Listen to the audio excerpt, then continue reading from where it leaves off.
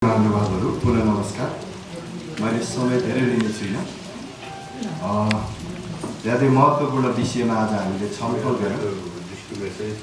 हामी जिल्ला समन्वय समितिमा निर्वाचित भएर आइसके पछाडि हामीले बनाउनु पर्ने समन्वय समितिहरू तीव्र गतिमा निर्माण गर्दैछौँ, गरिरहेका छौँ विषयगत समितिहरू। त्यसै अन्तर्गत आज हामीले यो गोष्ठी पनि सम्पन्न गऱ्यौँ र समिति पनि निर्माण गर्न गइरहेका छौँ। म त्योभन्दा अगाडि मैले अघि नै पनि भने मानव अधिकारको क्षेत्रमा काभ्रेले जुन ढङ्गले काम गर्नुपर्दछ ती इन्डिकेटरहरू हामीले जानेका छौँ, बुझेका छौँ। सरले अघि नै यहाँ पेपर पनि प्रेजेन्ट गर्नुभएको छ। यसले हामीलाई भोक जगाएको छ। भोक मेटाउने काम चाहिँ हामी आफैले गर्ने हो, कसैले गरिदिँदैन, हामी आफैले गर्ने हो आफ्नो ठाउँमा भन्ने कुरा म यहाँलाई राख्न चाहन्छु। र कतिपय विषय चाहिँ एउटा इक्जाम्पल दिइरहँदाखेरि विषय वस्तुको गम्भीरता अलिक फरकतिर गयो कि भन्ने कुराको अनुभूति पनि मलाई भएको छ। यसलाई हामीले करेक्सन गर्नुपर्नेछ। र मैले एउटा कुरा जोड्न चाहन्छु।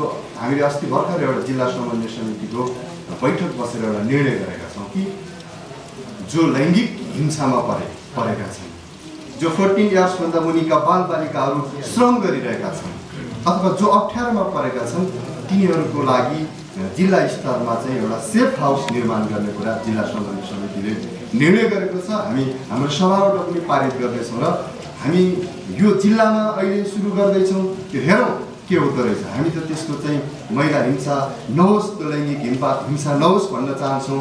बालबालिकाहरू श्रममा जानु नपरोस् भन्ने कुरा चाहिँ गर्न चाहन्छौँ। र कोही पनि समस्यामा कसैका पनि अधिकार हनन नहुन्, जसको अधिकार हनन भइरहँदाखेरि त्यो समस्यामा छ त्यस्ता मान्छेहरूलाई हामीले चाहिँ एक ठाउँमा ल्याउने।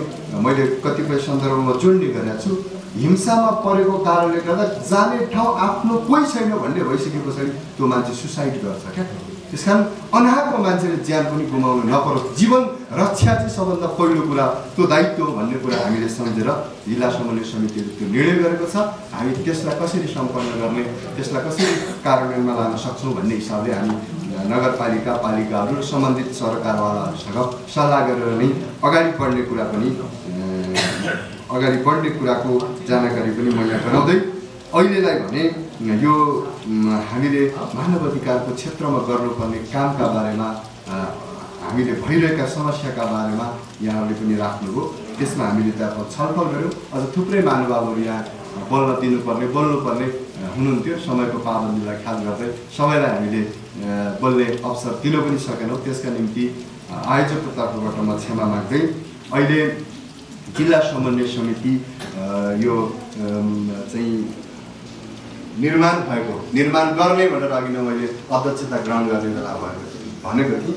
अहिले निर्माण भएको कुरा म यहाँ जानकारी गराउन चाहन्छु। त्यसमा फेरि पनि प्रमुख जिल्ला समन्वय समिति, त्यसको संयोजक रहने गरी प्रमुख जिल्ला अधिकारी, जिल्ला समन्वय समितिका पदाधिकारीहरू, प्रमुख जिल्ला विकास तथा समन्वय इकाइ, प्रमुख स्वास्थ्य कार्यालय, जिल्ला न्यायाधिवक्ता, जिल्ला स्थित सुरक्षा निकायका प्रमुखहरू, जिल्ला स्थित नगरपालिकाका प्रमुखहरू र गाउँपालिकाका अध्यक्षहरू, नेपाल बार एसोसिएसनको जिल्ला प्रतिनिधि, नेपाल पत्रकार महासङ्घको जिल्ला प्रतिनिधि, गैर सरकारी संस्था महासङ्घका जिल्ला स्थित प्रतिनिधि र जिल्ला समन्वय अधिकारी, यसको सदस्य सचिव रहने गरी चाहिँ समन्वय समिति निर्माण भएको घोषणा गर्न चाहन्छु। मैले अघि सूर्य सरसँग पनि एउटा जिज्ञासा राखेको थिएँ। यो बाहेक अरू हामी बैठकमा हामी त बैठक बस्नुपर्नेछ।